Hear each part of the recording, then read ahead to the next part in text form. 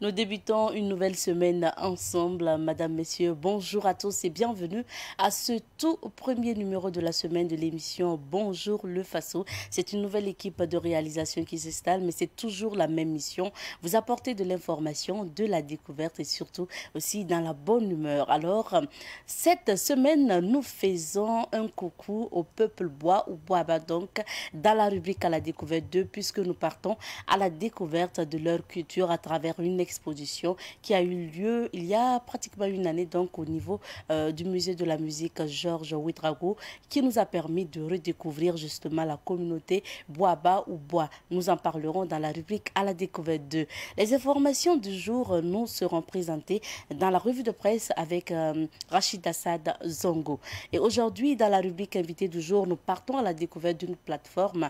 Il s'agit de la plateforme dénommée MIFOM qui vise justement donc à faciliter la recherche des enfants disparus, notamment via donc Internet et via justement le numérique. Nous en parlerons tout à l'heure avec Monsieur Simplice Nyamego, qui est le vice-président de l'association Éduque Paterne.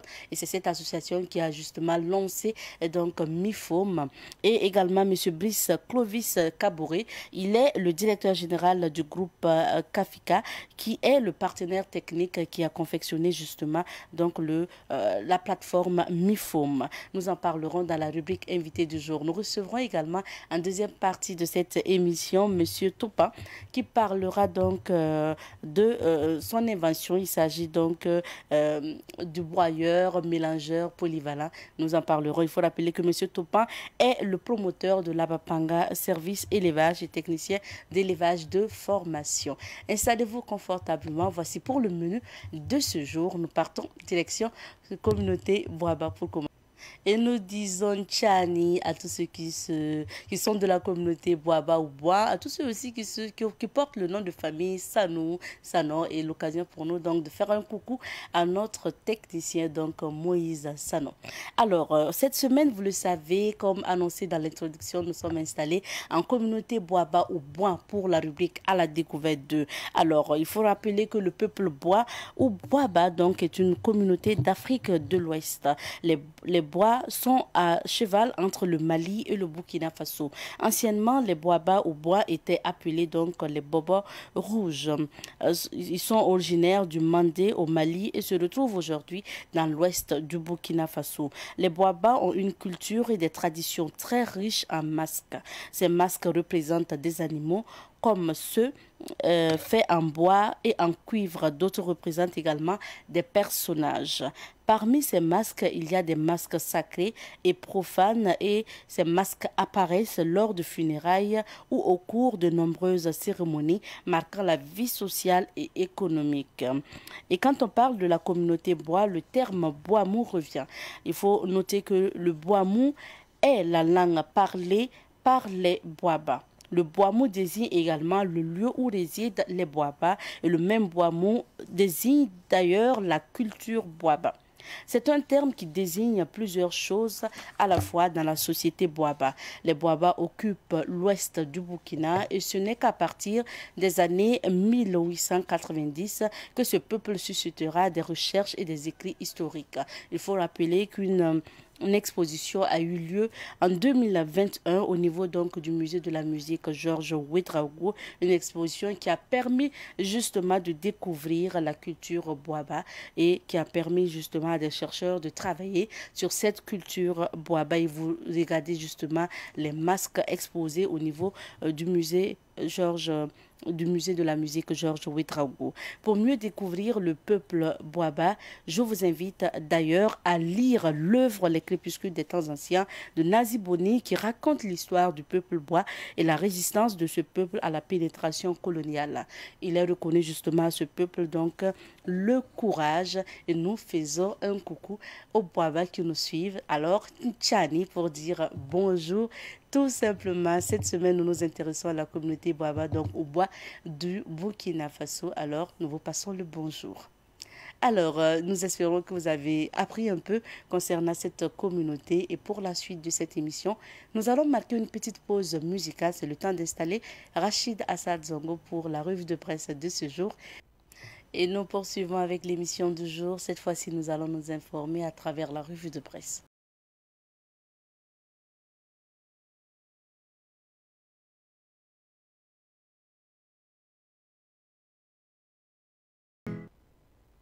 Et nous recevons aujourd'hui Rachid Assad Zongo pour la revue de presse. Bonjour Rachid. Merci Abdeta, bonjour à toi et bonjour à vous qui nous suivez. Alors, nous sommes à toi pour la revue de presse. Merci, et pour démarrer, on va dire la lecture de la une des titres des journaux. Le premier journal qui nous entretient, c'est Le Quotidien. À sa une, on peut lire déjà: Transition au Burkina, nous restons attentifs aux décisions des instances sous-régionales. Ce sont les propos de l'ambassadeur de la France au Burkina Faso, l'ambassadeur Luc Alad.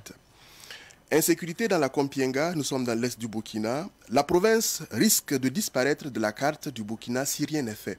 Ce sont les propos du porte-parole des ressortissants de la Kompienga. Impact de l'insécurité sur les activités de commerce.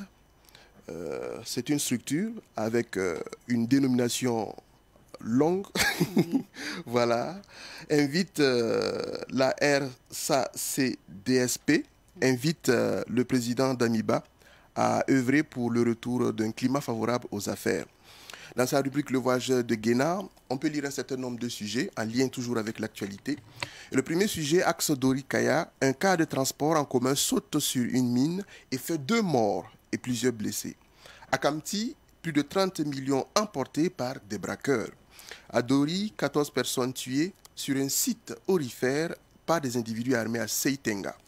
Pour achever, toujours pour la rubrique Le Voyageur de Guéna du journal Le Quotidien, dénonciation Renlac au bassin, le chef de section infrastructure de la Sofitex et un agent de l'Onatel mis sous mandat de dépôt.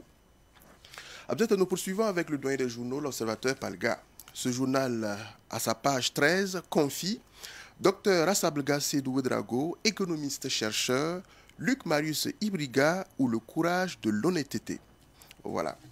Et puis, culture maraîchère, à Bascuit, 3 étudiantes piochent dans le lit du barrage. Un sujet à lire à la page 14 du journal Observateur Palga.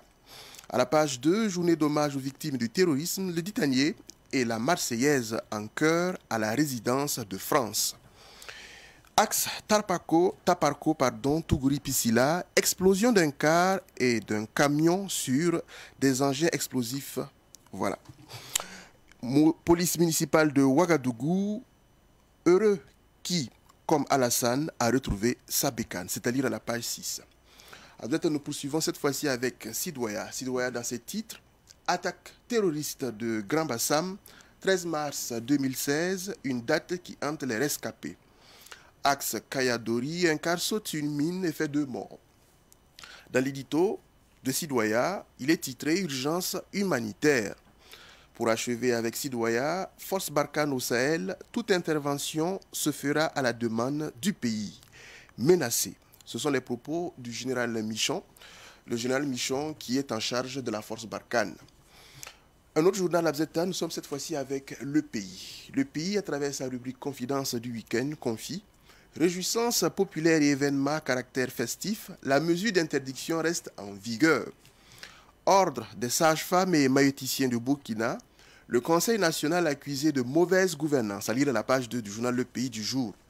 Crise sécuritaire au Burkina, le cri de détresse des ressortissants de la Kompienga. Délivrance de casier judiciaire par la Cour d'appel de Ouaga, l'intersyndicale des greffiers dénonce des dérives, c'est-à-dire à la page 4 du journal Le Pays. Retrait de Barkhane au Sahel, les contingents italiens, suédois, français qui partent du Mali vont rentrer en Europe. Propos du général Laurent Michon, commandant de la force Barkhane. Et pour achever, à travers la rubrique Actu Foot du journal Le Pays, on peut lire les sentiments mitigés d'Hervé Kofi après le partage de points de Charleroi face à Maïline. Aujourd'hui, au Faso, quant à lui, nous confie dans ses titres, déjà pour ce qui est de la page 3, dimanche noir sur l'axe Tougouri-Taparco, plusieurs gendarmes tués dans une embuscade. Également 2 morts et plusieurs blessés dans l'explosion d'un engin explosif au passage d'un bus. Cour d'appel de Ouagadougou, les greffiers dénoncent la délivrance de casiers judiciaires aux justiciables du TGI de Dori.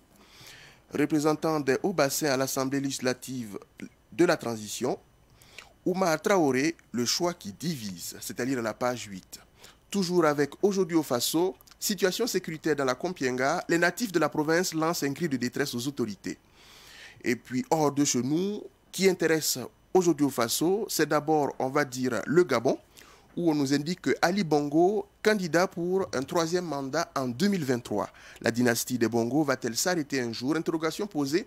Et pour en savoir davantage, la page 6 de Aujourd'hui au Faso, vos entretiens. Pour achever, on se rend au Tchad. Pré-dialogue tchadien de Doha, ça ne débute pas sur des chapeaux de roue. À lire à la page 4. Absolument, nous faisons escale du côté de Bourg-du-Lasso où est édité l'Express du Faso.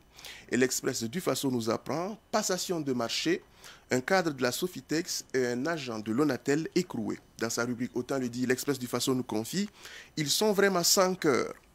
Terrorisme dans le monde, l'ambassade de France au Burkina rend hommage aux victimes. Dans sa rubrique Simple Détail, l'Express du Faso traite Axe Kayadori, un car saute sur une mine et fait au moins 2 morts. La restriction des réjouissances populaires toujours en vigueur.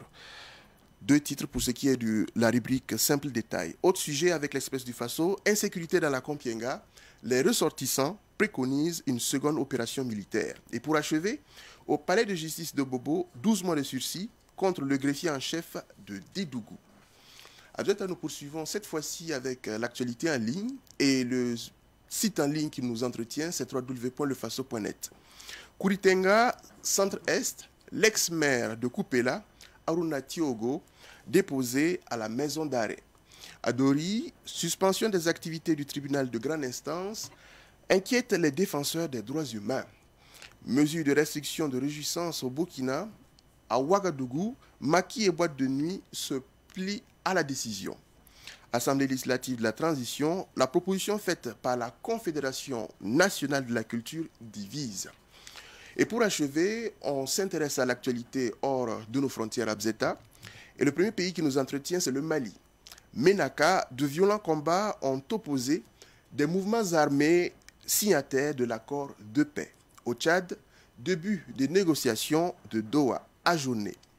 Au Sénégal, l'on apprend que Kumba Gawlo, l'artiste Kumba Gawlo, retrouve la voix et signe avec le titre Tech Guy. J'espère que j'ai bien épelé. Au Ghana, métamorphose d'un local du parti NPP, le parti au pouvoir, dans l'opposition NDC et revirement. Au Cameroun, la hausse des suicides préoccupe les autorités de l'ouest du pays. En Tunisie, on apprend qu'une manifestation a eu lieu contre la confiscation dite de la démocratie. À RDC, 75 morts et 125 blessés, c'est le bilan d'un accident de train. En Éthiopie, le patriarche Aboun Merkorios inhumé. En Zambie, mort de l'ancien président Rupia Banda à l'âge de 85 ans. Au Mozambique, désespoir et désolation après le passage du cyclone de Gombe. Au Libéria, préférence de Weah, le président libérien, pour la gestion des coups d'État dans la CEDEAO. C'est sa position. En Guinée, pour achever, Ibrahima Kassori Fofana, désigné président par intérim du RPG Arc-en-Ciel, le parti d'Alpha Condé. Merci à toi, Assad. Et nous revenons sur quelques sujets d'actualité. Nous commençons par ce triste événement qui a malheureusement donc fait des victimes. Il s'agit de ce car de transport en commun qui a été victime d'une mine sur l'axe Taparco, Tougouri, Piscila. Tout à fait. On dira que le week-end a été effroyablement marqué par cette actualité-là. Un car de transport en commun victime d'un engin explosif placé sur sa route de passage et qui a fait justement des victimes. Le bilan, pour l'heure, fait état, on va dire, de 2 morts, plusieurs blessés. Et aujourd'hui, c'est pratiquement, on va dire, un tronçon que, à travers justement cet incident-là, un tronçon que on ne peut plus justement, on va dire, s'étonner des interpellations qui avaient été faites depuis longtemps, parce que déjà à travers les réseaux sociaux, donc la toile de façon générale, il y avait des interpellations où, on va dire, des personnes, ou sinon des ressortissants, même de la région, interpellaient les autorités, interpellaient la population de façon générale sur le risque de prendre, on va dire, le chemin sur ce tronçon-là. Malheureusement, ce car de transport en commun a fait les frais, on va dire, des terroristes. Le bilan, je l'aime le dire, même si c'est une personne qui est blessée, ou sinon au pire mort, ça laisse toujours, on va dire, des larmes. Et c'est assez désolant. Et toujours pour le week-end et pour la même journée, une autre attaque est toujours pratiquement avec le même dispositif. C'est un engin explosif placé qui a permis aux terroristes, justement, d'attaquer, on va dire, un convoi de gendarmes. C'est assez désolant et c'est pratiquement pour la même zone, dans la même région. Et le même jour, voilà, une embuscade qui a été tendue et plusieurs gendarmes, justement, qui ont été affectés, victimes. Je ne vais pas revenir encore sur le nombre de morts et le nombre de blessés à Bzeta parce que c'est assez désolant. Chaque fois que nous sommes sur ce plateau, il est difficile justement de ne pas évoquer la question sécuritaire et de ne pas évoquer, on va dire, des cas d'attaque. L'on est en droit de se penser, de se poser un certain nombre de questions aujourd'hui. On se plaignait que le régime de Roch-Marc Christian Kaboré avait failli quant à la responsabilité en lien avec la gestion de l'insécurité. Ceux qui sont, on va dire, des acteurs premiers de la lutte, on va dire, contre l'insécurité, contre le terrorisme, ont pris le pouvoir, si je peux le dire ainsi. Bien sûr. Et cela va de plus en plus difficile pour les populations. Comment est-ce que l'on peut comprendre cette situation? Aujourd'hui, de plus en plus, on voit que des régions comme le Sahel, le Centre-Nord, l'Est, pour ne citer que ces exemples-là, sont de plus en plus en proie à l'insécurité. Des régions qui sont pratiquement vidées de leur population et avec une mainmise, on va dire, des terroristes. Qu'est-ce que l'on doit comprendre? Qu'est-ce qui se passe? Ce sont des questions, pas que je m'interroge, mais qui constituent des questions pour l'ensemble des Burkinabés. Et je pense que nos autorités ne sont pas impatients pour parler de la population. Nos autorités traînent les pas. Ils traînent les pas parce qu'aujourd'hui, on ne peut pas comprendre que la situation soit de plus en plus dégradante et que de plus en plus aussi, on ne constate pas de façon matérielle, de façon concrète qu'il y a des choses qui sont faites. On ne le ressent pas. Et c'est normal qu'aujourd'hui, vous ayez des interpellations de certains ressortissants de certaines localités. Je prendrai l'exemple du cas des ressortissants de la Compiègne, qui ont fait une conférence de presse pour revenir sur la situation dans leur région. Et j'aimerais bien revenir sur ce titre-là, qui, je ne sais pas si ça peut susciter un déclic, en tout cas pour nos autorités, où les ressortissants disent « La province risque de disparaître de la carte du Burkina. » À la une du quotidien. Voilà. La localité, donc la province risque de disparaître de la carte du Burkina si rien n'est fait. Il ne faudrait pas que l'on prenne cela à la légère. Aujourd'hui, ce sont les ressortissants de Compiègne. Bien avant, on a vu Arbinda, Namsigia. La semaine dernière, hein, on se rappelle bien, nous on a reçu un des ressortissants donc, de Namsigia parce qu'eux aussi ils ont donné de la voix. Ça ne va pas. Et chez eux, c'est aujourd'hui une nouvelle forme de terrorisme parce qu'on lance des obus sur Namsigia. Bien avant, il y a quelques mois, c'était Kelbo. En tout cas, ces temps-ci, c'est vraiment des ressortissants de localités, de régions, de provinces qui demandent qu'on sauve leur localité tout simplement. Tout à fait. Et on a comme l'impression, je dis bien c'est une impression, que nos autorités prennent leur temps face à une situation qui demande à ce qu'on agisse de façon énergique. On ne comprend pas ce qui se passe. Véritablement, on ne comprend pas ce qui se passe. C'est mon coup de cœur, on va dire, ce matin. Et on espère en tout cas que, après en tout cas cette situation, parce que ce sont des civils et également des militaires qui ont été victimes, véritablement les populations en ont marre. Elles en ont marre. Et il faudrait que nos autorités agissent et le plus tôt possible. Bien sûr, et les changements doivent venir maintenant. Parce que c'est comme tu l'as dit, hein, on se plaignait, comme c'était un pouvoir quand même civil qui était là.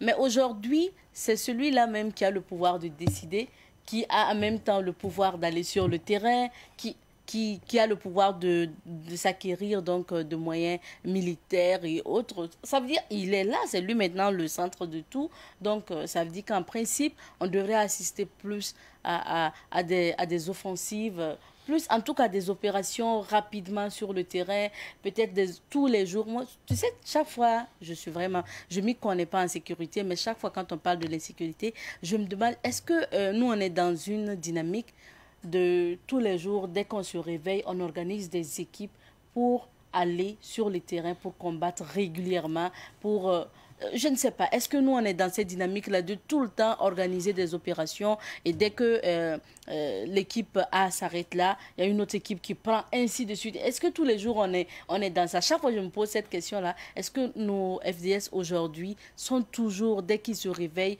ils ont un plan de pourchasser les terroristes?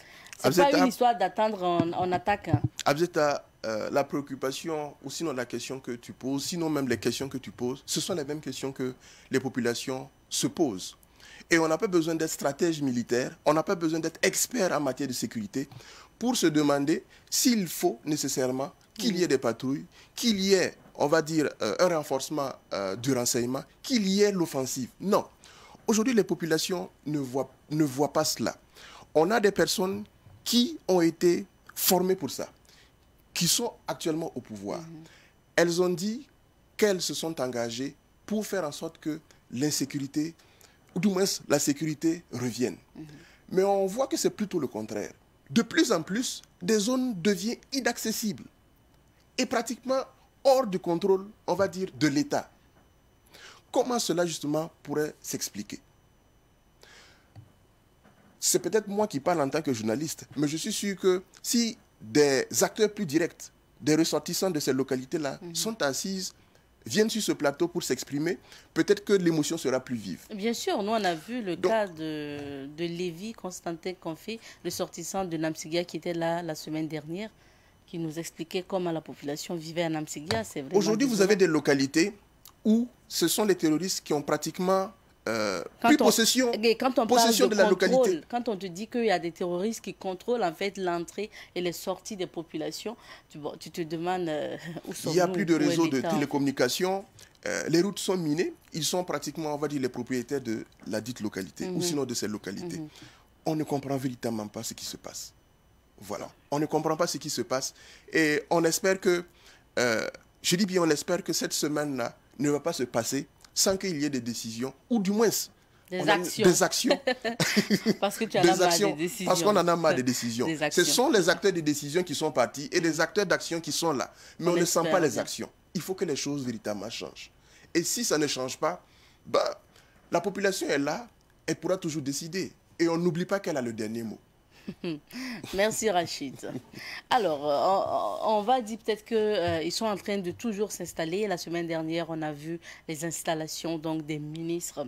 Et cette semaine, pour ne pas dire, on débute la semaine même aujourd'hui avec l'installation donc des membres de l'Assemblée législative de la transition. Donc, on va dire des honorables, des députés tout simplement qui seront installés aujourd'hui. D'accord. On pourrait dire cela, les députés donc de la transition.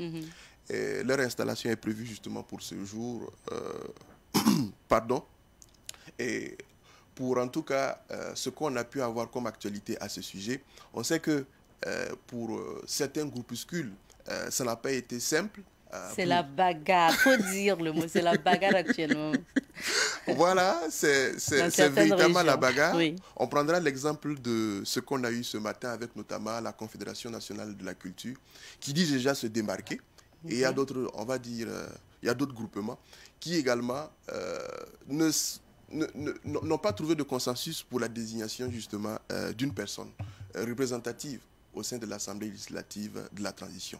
C'est déjà une situation qui est là. Et pour ma part, en tout cas, c'est un indice qui montre que la question de la réconciliation nationale est encore d'actualité. Et l'Assemblée législative de la transition est aussi un exercice, je dis, de la réconciliation qui nous incombe à tous. S'il nous est difficile aujourd'hui de pouvoir désigner dans chaque groupuscule, que ce soit la culture, le secteur de l'économie et autres, voilà, des personnes qui sont à même de nous représenter ou représenter notre groupuscule, je pense qu'il y a danger. Il y a véritablement danger. Si les personnes justement qui vont constituer cette assemblée législative de la transition sont installées, est-ce que leur travail sera facilité? On attendra de voir, parce que si finalement ça a été installé avec des mésententes, est-ce que justement ça va garder toute la légitimité pour que les choses se passent à bien? C'est une interrogation en tout cas qui est posée. Du reste, on attendra de voir concrètement ce qu'il en sera et ce que va nous proposer en tout cas ces futurs députés de la transition. Voilà. Ben, tu vois, et on sait qu'à Bobo-Dioulasso, il y a eu mésentente aussi, parce qu'il y a certains qui se sont démarqués du choix porté sur leurs représentants. On sait qu'à Ouagadougou, un parti, par exemple, comme le PDS Lafia, disait qu'ils étaient contre le fait que Luc Adolphe Tiao représente les autres, puisqu'il y a les représentants de l'ex-majorité, l'ex-opposition, ex-ONA. Maintenant, les autres partis qui ne sont pas des trois composantes là aussi ont donc des membres à présenter. Oui. Et le PDS Lafia dit être, par exemple, plus habilité à représenter les autres partis que Luc Adolphe Tiao, qui vient d'arriver, qui n'était pas là et tout. Ben, tu vois, il y a eu ces bagarres et dans d'autres localités et au sein des OSC, je ne te fais pas dire. Là, c'est la totale. Ça, c'est la totale. Les organisations de la société civile, c'est vraiment la bagarre. On ne va pas citer de nom. Franchement. Maintenant, ce que moi, c'est de ça qu'on parlait. On avait dit de ne pas donner de salaire à ces députés-là, enfin, de faire du volontariat. Comme ça allait minimiser peut-être ces cas-là. Au moins, si tu sais que tu viens à l'Assemblée, mais tu n'as pas grand-chose, ou qu'on va se contenter juste de vous donner peut-être de quoi mettre du carburant et tout, tu ne vas pas laisser ton travail pour venir t'asseoir. Mais maintenant qu'on a exclu ça et qu'on va vous donner voilà, des primes, on va vous donner de quoi en tout cas vous nourrir, voilà que tout le monde veut venir. Bon, si c'est la position d'Abzeta à ce sujet. Moi je trouve que si on avait dit des volontaires, ce n'est pas faux. Ça allait réduire considérablement le nombre des intéressés. Ce n'est pas faux. Peut-être que si, comme tu le confies, on avait mis à l'épreuve, entre guillemets, le patriotisme des Burkinabés, en demandant à chacun... Venez travailler pour votre nation. De façon volontaire, de façon bénévole, on aurait pu savoir quelles sont ces personnes-là, qu'importe leur fêtière, voilà, qui seront à même justement d'assumer ce rôle-là. Mais ce n'est pas le cas. Quoi qu'il en soit, il ne faudrait pas que l'on perde de vue que même cette instance qui sera mise en place, c'est dans le sens de l'intérêt général. Pas dans le sens de l'intérêt des groupuscules et ou des fêtières que ces personnes représentent. Et si on n'a toujours pas compris cela, on fait fausse route. D'accord. Merci à toi, Rachid. Tout merci, Abzeta. Ils seront installés aujourd'hui même à l'Assemblée nationale. Et donc, c'est à l'ancienne Assemblée nationale, l'ancien Conseil donc, national de la transition. Et nous serons là-bas pour vous ramener des images. Je pense que Fatih Sankara sera sur le terrain. Merci à toi. Merci, Abzeta, et bonne suite d'émission. Merci. Reste avec nous. Nous allons découvrir les couleurs du temps ensemble. Invité du jour aujourd'hui, nous partons à la découverte de la plateforme MiFoam qui va beaucoup aider et accompagner donc au niveau des disparitions d'enfants qui est d'actualité aujourd'hui. Dans le mois de février, on parle de plus d'une dizaine d'enfants disparus. Alors, la plateforme MiFoam donc vient pour résoudre ce problème. Alors, pour la suite, nous allons marquer la virgule donc invité du jour et on retrouve nos invités.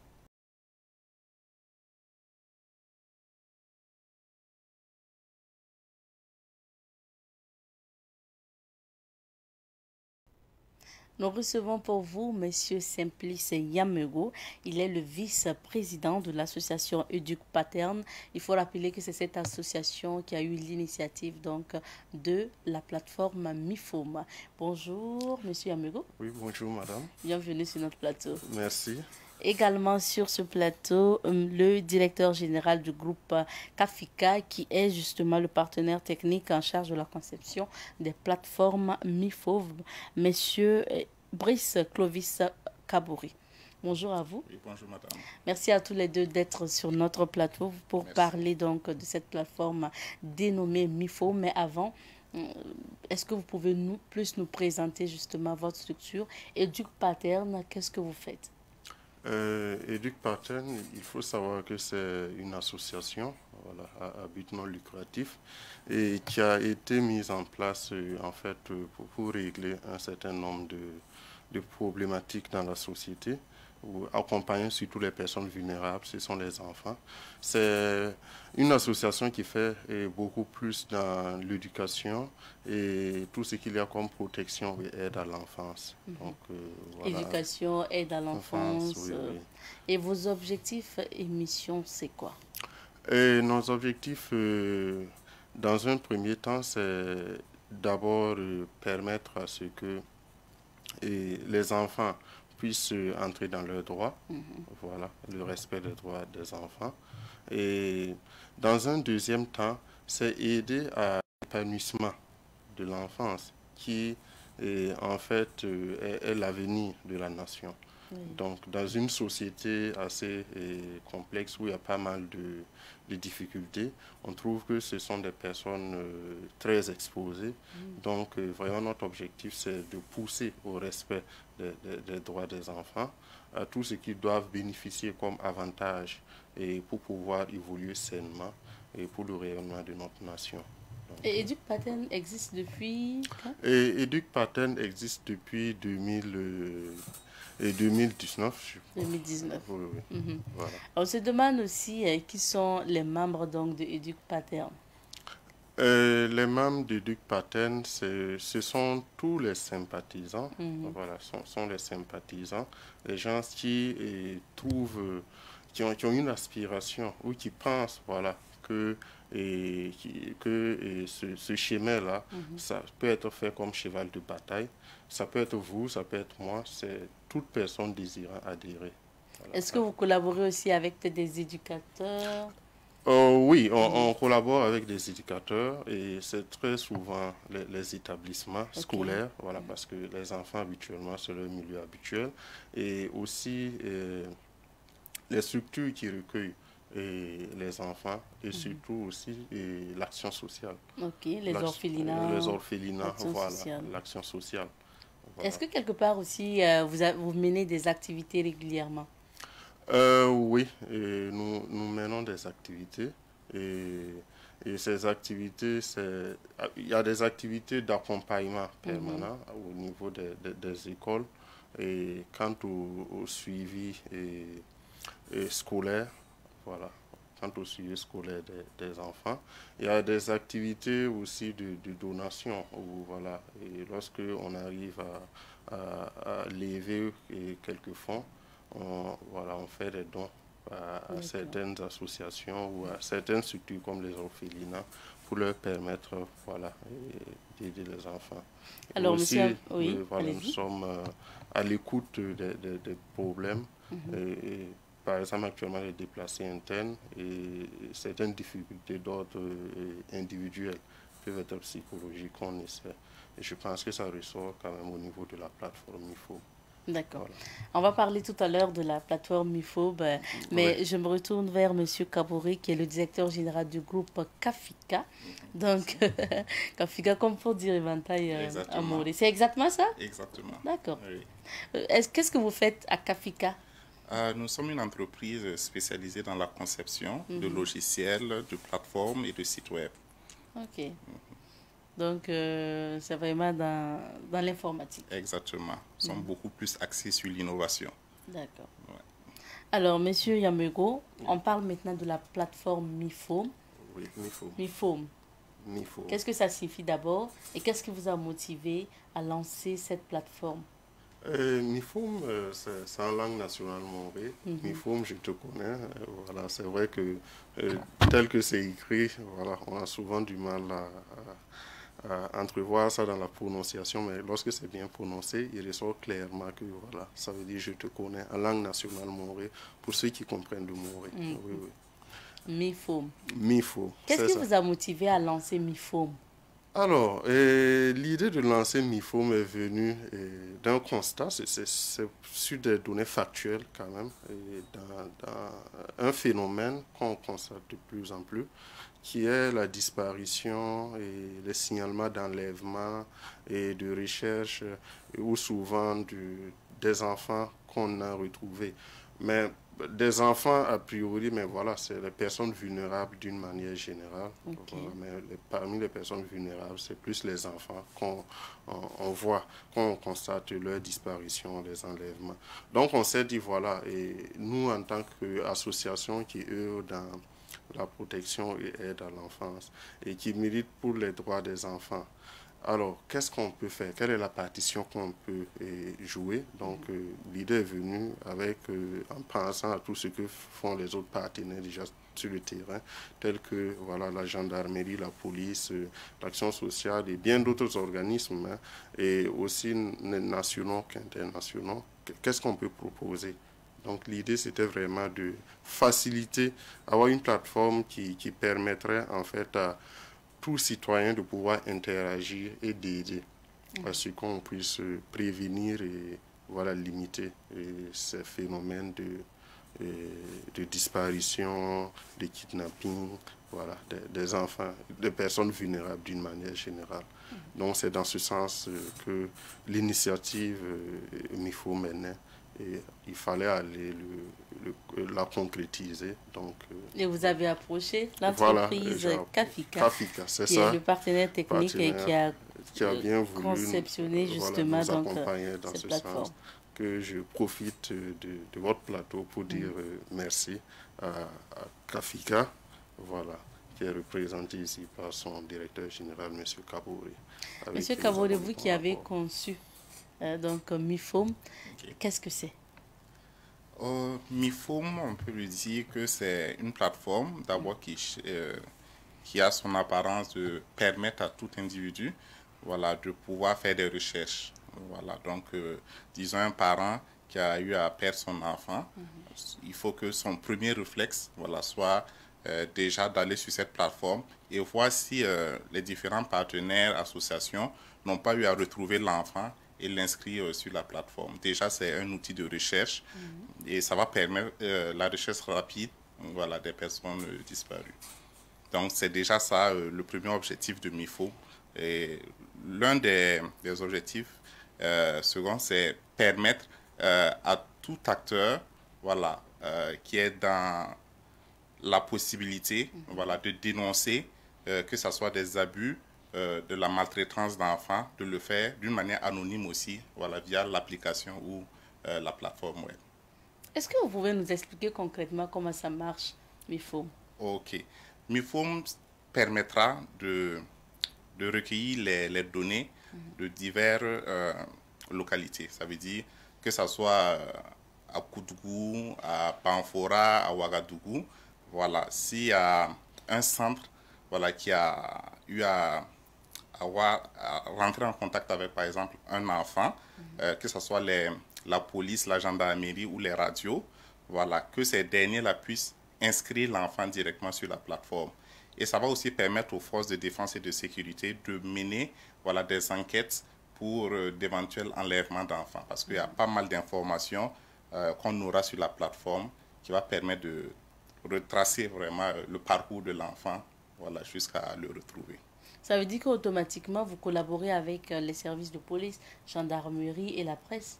C'est ça. Monsieur Yamego. Oui, effectivement, c'est ça. Voilà, parce que l'idée ici, c'est de pouvoir centraliser toutes ces informations-là qui seront, voilà, à disposition de ces structures plus spécialisées dans le traitement des données. Donc, a priori, on travaille avec toutes ces structures. Monsieur Kabouri, comment moi, à la maison, en tant que parent, à partir de mon téléphone ou de mon ordinateur portable, je me connecte déjà à cette plateforme? Et comment ça se passe, les recherches? D'accord. Il faut dire d'abord que nous avons opté pour la diversité, voilà, d'accessibilité. Voilà. Si vous avez un téléphone, un smartphone, voilà, grâce à l'application, vous pouvez déjà faire des recherches. Donc, déjà, il faut installer l'application. Exactement. Ok. Voilà. Et ceux qui ne possèdent pas, qui ne veulent pas, par exemple, télécharger l'application, parce que l'application aussi permet d'envoyer des notifications lorsqu'il y a des alertes. Donc, on conseille vraiment à ceux qui peuvent de le faire. Sinon, à partir aussi de la plateforme du site web, vous pouvez aussi avoir accès à la base de données, que ce soit via un ordinateur ou un smartphone aussi. Voilà, donc, par exemple, pour vous qui êtes à la recherche de votre enfant peut-être égaré, voilà, vous pouvez le faire directement sur un ordinateur en allant sur le site web de MIFOM ou avec votre smartphone, voilà, en téléchargeant l'application et vous allez voir, voilà, les alertes du jour. Par exemple, si la police a retrouvé votre enfant, directement il sera inscrit sur la plateforme et quand vous allez vous connecter, vous allez voir l'alerte et vous pourrez rentrer en contact avec la police pour récupérer votre enfant. Donc, ça veut dire que là, c'est une base de données que vous stockez au niveau donc, de MIFOM et que les populations peuvent consulter. Exactement. Mais dans le cas où une personne perd justement son enfant, est-ce que cette personne a la possibilité de passer par votre canal pour rechercher? Oui, effectivement. Il faut le dire que cette plateforme, ce système sera à la portée du ministère voilà, en charge de l'action sociale. Voilà, donc c'est ce ministère qui va devoir organiser les informations relatives au père d'enfant. Donc, pour un parent qui recherche son enfant, il devra peut-être rentrer en contact lorsqu'il il verra son enfant, par exemple, inscrit sur la plateforme en tant qu'enfant retrouvé. Voilà, il rentrera directement en contact par le canal de l'application ou de la plateforme avec l'action sociale, voilà, pour récupérer son enfant. D'accord. Mais là, vraiment, ça veut dire que c'est des photos et des informations sur les enfants que vous mettez. On a par exemple un exemple qui est affiché. Ça se passe comme ça sur la plateforme MIFOM. Photos, informations. Oui, oui, ce sont des photos, informations, mais je laisserai plus. Ce système-là, c'est généralement vu lorsque un enfant se retrouve perdu, voilà, et qui peut-être est ramené dans un poste, voilà, de télé, voilà, qui essaie de relayer l'information à la population. On a vu que ce canal-là est bien, mais n'est pas temporaire. Il ne permet pas, voilà, à celui, par exemple, qui n'était pas connecté à la télé ou bien connecté sur son canal, sur son réseau, de voir cette information-là apparaître directement. Donc, le système permet de maintenir l'information le temps qu'il faudra pour retrouver l'enfant en question. Voilà. Nous avons vu que les publications sur les réseaux sociaux, c'est bien, mais par exemple, moi qui me connecte rarement sur Facebook, par exemple, je vais peut-être manquer cette publication, soit de la télé, soit des activistes, soit des influenceurs qui aussi relaient l'information pour les cas de disparition d'enfants. Donc, la plateforme MIFOM sert à d'abord centraliser ces informations et garder longtemps jusqu'à ce qu'on puisse retrouver l'enfant en question. Et on remarque généralement que lorsqu'un parent perd son enfant, la peur fait que le parent en question passe de multitudes d'appels. Il peut, par exemple, appeler la RTB, appeler les médias, voilà, exactement. Et il peut appeler la police, la gendarmerie, l'action sociale. Donc, pour éviter ces multitudes d'appels, voilà, que lorsque ces acteurs-là, ces structures-là ont de l'information qui puissent les disponibiliser, voilà, sur la plateforme, afin de permettre aux parents d'avoir le premier réflexe, voilà, d'aller sur la plateforme et de consulter l'information. Alors, la chose qui n'est toujours pas claire dans ma tête, notamment, c'est quand... Est-ce que le parent a la possibilité toujours de venir avec la photo de son enfant, vous voir, ou pour justement poster au niveau de votre plateforme? Voilà.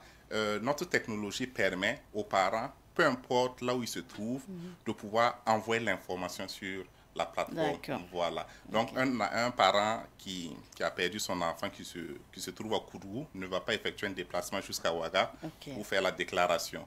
Via l'application, il peut déjà faire la déclaration de l'enfant perdu. Et au niveau de l'administrateur, ils vont faire la vérification d'abord de l'information, si c'est crédible, si c'est approuvé. ils vont maintenant valider afin de permettre à la population d'avoir l'alerte et de voir l'information véhiculée sur les canaux. On sait que quand vous avez organisé votre conférence de presse, vous avez profité aussi de donner quelques conseils aux parents, des précautions à prendre notamment pour éviter les disparitions d'enfants. Avant, c'est vrai que MIFOM va permettre donc de les retrouver, mais l'idéal c'est que ces enfants ne disparaissent pas. Est-ce qu'on peut revenir sur ces conseils? Oui, tout à fait, parce que voilà, MIFOM est là et ça aide, mais il ne faudra pas oublier en fait les attitudes de base. Il s'agit de prévenir voilà, en amont avant que ça n'arrive en fait, pour qu'on n'ait pas besoin d'aller jusqu'à publier sur MIFOM ou voilà, faire des recherches sur MIFOM pour retrouver un enfant. Et c'est ces précautions que nous donnons, en fait, nous exhortons les parents, les tuteurs d'enfants à avoir, c'est déjà au niveau des points d'école, et avoir un système d'alerte, voilà, un système d'alerte qui permet de prévenir déjà lorsque les classes sont finies. Les enfants sont sortis, est-ce que les parents peuvent passer et chercher leurs enfants? Qu'il y ait un système en fait, d'alerte qui permette aux parents déjà de savoir qu'à tel moment, les enfants sont sortis et qu'ils disposent de peu de temps, d'un certain nombre de temps pour passer rapidement. Il faut aller chercher l'enfant déjà le plus vite possible. Et deuxièmement, n'est pas laisser les enfants seuls.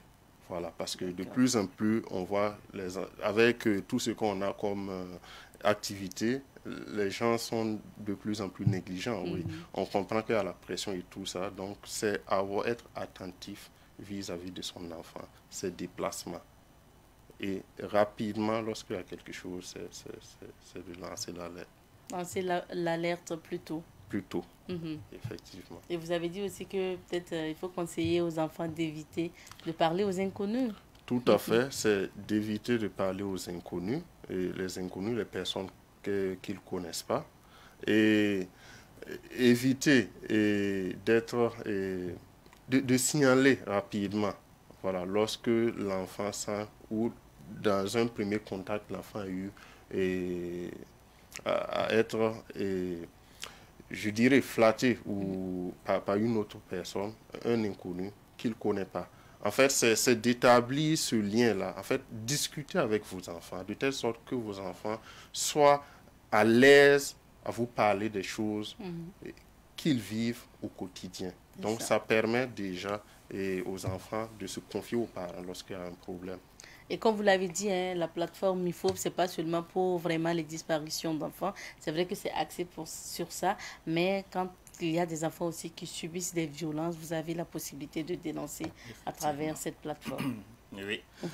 Donc, à travers la plateforme, les enfants qui sont victimes de violences, d'intimidation, voilà, peuvent se confier voilà, d'une manière anonyme à un spécialiste voilà, du ministère de l'Action sociale, voilà, en vue de lui permettre de retrouver son moral d'abord, voilà, et permettre aussi à l'Action sociale d'entreprendre des démarches voilà, qui vont aussi permettre à cet enfant-là voilà, d'éviter peut-être des fugues. Parce que nous avons remarqué aussi que beaucoup de disparitions sont dues aussi à des fugues, à un problème familial, et que les enfants décident maintenant de sortir et de ne pas donner de nouvelles d'eux. Donc, la plateforme, d'abord, permet à tout enfant qui se sent vraiment délaissé, voilà, abandonné, de pouvoir aussi se confier anonymement ou pas. Voilà. Et la recherche aussi, je voulais ajouter aussi que ça ne se limite pas seulement qu'aux enfants perdus. Nous avons remarqué aussi qu'il y a des personnes qui recherchent leur famille depuis des années, qui peut-être vivaient à Ouaga, qui sont allées en Côte d'Ivoire. Et cette plateforme aussi permet de répertorier toute personne disparue depuis des années, afin de permettre aussi, dans le futur, à ses proches voilà, de pouvoir avoir des nouvelles et de le retrouver. Donc, la plateforme sera accessible vraiment pour la sous-région aussi. Et c'est l'objectif aussi de cette plateforme. Permettre aussi aux forces de l'ordre et de défense de mener aussi des enquêtes et de faire des vérifications lorsque un enfant est signalé disparu et quitte une ville A pour aller dans une autre ville B.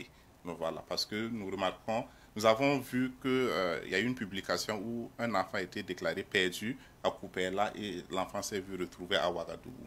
Si ce système était déjà disponible, je pense que le fait même de quitter Kupela pour venir à Ouagadougou, avec les alertes, les forces de l'ordre et de défense dans leur patrouille allaient pouvoir faire cette vérification à temps. Voilà. Vous avez lancé la phase pilote.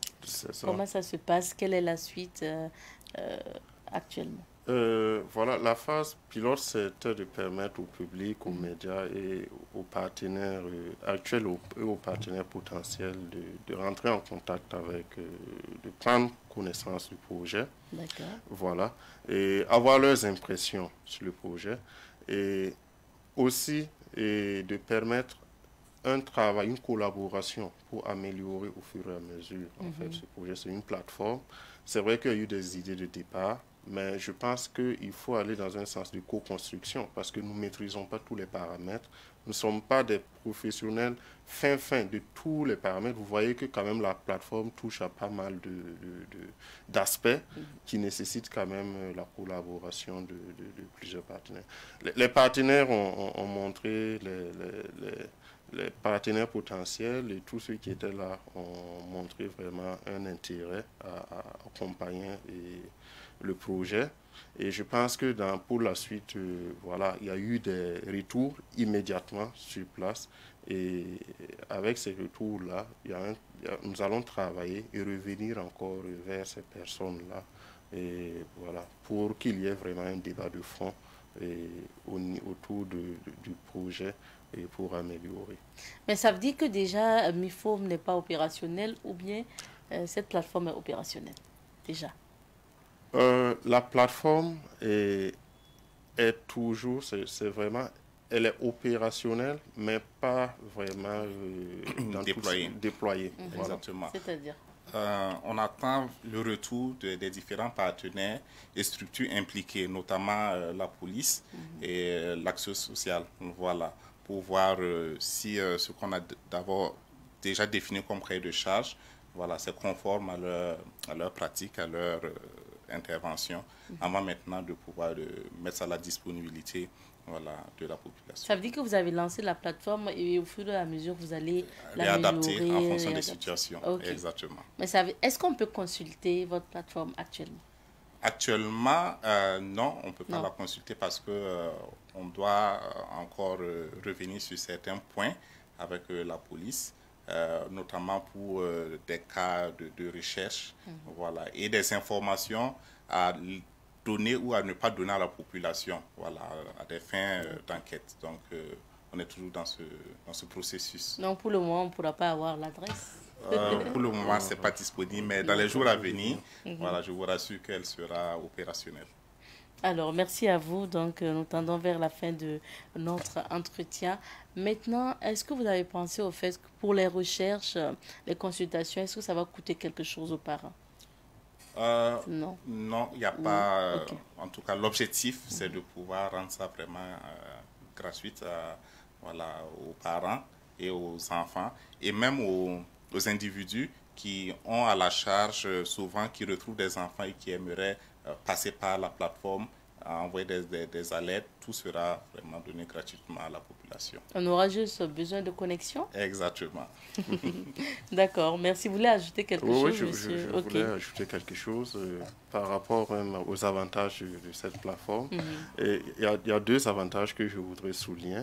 Le premier avantage, c'est que, voilà, comme il le disait, c'est que cette plateforme permet de garder l'information, malgré tout ce qu'on peut avoir comme bruit d'information dans l'actualité pendant longtemps. C'est dire quoi? C'est dire que, voilà, pour un enfant ou pour une disparition qu'on a eu à signaler au travers de la plateforme, tant qu'il n'y a pas eu de retour, en fait, on a toujours cette information et telle qu'elle est. Est-ce que la personne a été retrouvée ou pas? Voilà, jusqu'à ce que le problème soit réglé ou pas. Donc, c'est pour des années. Et le deuxième point important, c'est que c'est une plateforme, ça soit une plateforme de référence où les gens savent a priori où, lorsqu'ils ont besoin de signaler ou lorsqu'ils ont besoin d'un service, où est-ce qu'il faut aller pour le trouver. Et ça sera au niveau de la plateforme. Donc, ça évite en fait cette dissolution de l'information dans le flux d'informations qu'on peut avoir de nos jours. Donc, ces deux aspects sont très importants parce que voilà, souvent on publie après, il y a autre chose qui passe, les gens s'oublient, ils passent à autre chose parce que voilà, c'est ça. Merci bien. Voilà. Merci à vous d'être patient. On vous souhaite bonne suite pour justement le développement encore de MIFOM. Et les jours à venir, certainement, nous aurons l'adresse pour pouvoir consulter cette plateforme. Je rappelle que nous recevions pour vous M. Simplice Yamego. Il est le vice-président de l'association Éduc Paterne. Il faut rappeler que c'est l'association Éduc Paterne qui a eu l'initiative donc de la création de cette plateforme MIFOM sur laquelle vous pouvez aller faire des recherches, donc lancer des avis de recherche d'enfants.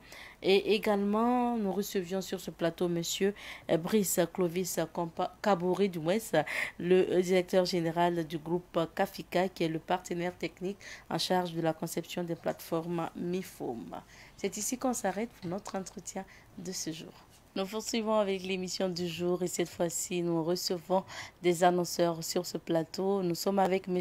Kotopan, qui est le promoteur de l'Abapanga Service Élevage. Donc, il faut rappeler aussi qu'il est technicien d'élevage de formation et il dispose donc de ce broyeur mélangeur polyvalent dont nous allons parler tout à l'heure. Bonjour, M. Topan. Oui, bonjour. M. Kotopan. Oui. Le nom de famille, c'est Topan et le prénom, c'est Ko. Le prénom, c'est Ko. Ko. Oui, c'est Ko. D'accord. Alors, monsieur Topan, vous êtes justement le promoteur de l'Abapanga Service Élevage. On se rappelle qu'on vous a reçu il y a donc quelques semaines de cela pour parler de ce mélange, de ce broyeur mélangeur donc polyvalent. Mais avant, présentez-nous votre entreprise, l'Abapanga Service Élevage. Ok. Donc, merci surtout à vous et à Savane TV pour l'opportunité de tous les jours. Bon, j'étais là pour parler de notre broyeur mélangeur polyvalent. Un broyeur mélangeur polyvalent, pas comme les autres, si je peux le dire. Mais déjà, qu'est-ce que, en général, qu'est-ce que votre entreprise fait? Bon, de façon générale, notre entreprise d'abord, c'est une entreprise de façon générale qui nous faisons de l'élevage. Par exemple, de la production des aliments, la vente des poussins, de l'élevage, bon, des pondeurs, des poulets de chair. D'accord. Voilà, nous faisons aussi des formations sur la fabrication des différents types d'aliments, volailles, bétail pour embouche bovine, embouche ovine. Bon, on vient de lancer une autre formation même sur la fabrication des aliments volailles qui va se tenir du 26 au 27 mars. Voilà, et les inscriptions ont commencé. Donc, c'est pour dire, en fait, l'Abapanga Service Élevage, en fait, nous avons toute la chaîne de l'élevage, en fait. Ça veut dire de la production jusqu'à l'écoulement. On sait que quand même cette technique de fabrication, notamment des aliments pour volailles, vous l'avez apprise au Ghana. Oui. Donc, quand vous êtes allé au Ghana. Voilà, quand je suis allé au Ghana pour ma spécialisation en alimentation animale. Voilà, c'est après ça maintenant je me suis lancé dans la production des aliments et j'ai fait des formations sur la production des aliments volailles, la production des aliments pour l'embouche bovine, l'embouche ovine. Voilà. Ok. Maintenant, on va parler de ce broyeur mélangeur polyvalent. Oui. Est-ce que vous pouvez nous parler de votre invention? Oui, bon, toujours dans l'optique, quand j'étais au Ghana pour la spécialisation, comme j'aime le dire, après ma spécialisation en alimentation animale, donc j'ai eu la chance aussi d'apprendre la conception d'un broyeur mélangeur polyvalent et apte à la production des aliments volailles, bétail et porc. Maintenant, bon, la spécialité de notre broyeur, c'est que c'est avec un système de filtrage. Quand il dit système de filtrage, c'est quoi? Puisque beaucoup pensent que en fait, dans l'alimentation animale, là, comme c'est des animaux, on n'a pas besoin de l'hygiène, alors que c'est faux. En fait, l'alimentation même animale, là, c'est basé d'abord sur l'hygiène. Voilà. Donc, c'est en tenant compte de l'hygiène en fait, dans l'aliment des animaux que nous avons conçu cette machine qui est capable d'abord de filtrer d'abord les matières premières. Parce que quand vous regardez le maïs, le soja... Cette machine, on parle, ça passe à l'antenne d'ailleurs. Voilà. Donc quand vous regardez, bon, le maïs par exemple, les matières premières qu'on utilise pour la fabrication des aliments, souvent il y a beaucoup de saleté. Oui. Et quand il y a beaucoup de saleté, vous faites si vous ne filtrez pas les matières premières, quand il y a beaucoup de saleté comme ça, en fait, ça cause des problèmes gastriques à vos animaux. Donc pour en fait éviter ça, pour éradiquer ça, on a conçu cette machine qui est d'abord capable de filtrer d'abord vos matières premières, enlever toutes les saletés, afin de passer au broyage et avant de faire le mélange pour faire sortir le produit fini. Voilà, la spécialité ici c'est en fait le système de filtrage. De filtrage. Voilà, le fait d'enlever toutes les saletés dans les matières premières avant de passer au broyage. D'accord. Voilà. Maintenant, pour cette machine, quels sont peut-être les avantages si on l'a? Ok. Bon, les avantages pour cette machine, en fait, si vous avez cette machine, ça vous permet en fait de produire votre propre aliment pour gagner, en fait, pour minimiser le coût de votre aliment sur le marché. Par exemple, actuellement sur le marché, avec le coût des matières premières, c'est pas facile. Mais maintenant, si vous avez cette machine, ça vous permet en fait de diminuer le coût de votre aliment. Et ça vous permet aussi de produire la qualité, parce que c'est vous-même qui allez produire. Voilà, l'avantage c'est ça en fait. Vous diminuez le coût et vous produisez la qualité pour vos poulets. Voilà. Alors, Monsieur Topin, là, vous avez une bonne nouvelle pour les éleveurs, Oui. parce que vous avez lancé l'opération Une ferme, un broyeur, mélangeur polyvalent. Oui, bon, en tout cas c'est une bonne nouvelle pour tous les éleveurs de façon générale. Bon, cette nouvelle est que nous avons lancé l'opération Une ferme, un broyeur mélangeur polyvalent. L'objectif de cette opération, c'est de permettre à tous les fermiers d'avoir leurs propres machines dans leurs fermes afin de produire eux-mêmes leurs propres aliments. Voilà, comme je l'ai si bien dit, en fait, l'élevage même, c'est d'abord la base, c'est l'alimentation. Donc, si chaque fermier a cette machine dans sa ferme et chaque fermier produit son aliment de qualité, vous allez voir que non, il n'y aura pas en fait d'échec. Quand beaucoup, bon, après avoir essayé l'élevage, ils vont dire, ah, il y a ça, soit c'est l'aliment qui n'a pas été ça, voilà pourquoi j'ai eu des soucis, les poulets n'ont pas grossi, bon, il y a tout ça. En fait, c'est parce qu'ils ne produisent pas eux-mêmes. Mais s'ils produisent eux-mêmes, en fait, l'avantage, ils pourront donner quelque chose de qualité parce que c'est eux-mêmes qui ont produit. Ils savent tout ce qu'on doit mettre pour donner à vos poulets. Tout ça, eux-mêmes, ils ont déjà tout mis, donc il n'y a pas de l'à peu près. Voilà, donc c'est pourquoi j'ai lancé l'opération pour permettre à tous les fermiers en tout cas de s'acquérir de cette machine pour produire eux-mêmes leurs aliments dans leurs fermes. C'est bien, Monsieur Topin, de dire une ferme, un broyeur mélangeur polyvalent, mais ça ne se donne pas. Est-ce qu'on peut avoir une idée des prix? Oui, bon, avec l'opération, nous avons beaucoup diminué les prix. Parce que, bon, comme je vous l'avais dit, puisque l'objectif, c'est de permettre à tout un chacun d'avoir en fait sa propre machine. Donc pour la capacité, avec l'opération, pour la capacité d'une tonne à l'air, la capacité de production d'une tonne à l'air, nous donnons ça actuellement à 2 millions 200. 2 millions 200, sinon c'était à 2 millions 600. D'accord. Et là, la il y a eu demi-tonne, une diminution.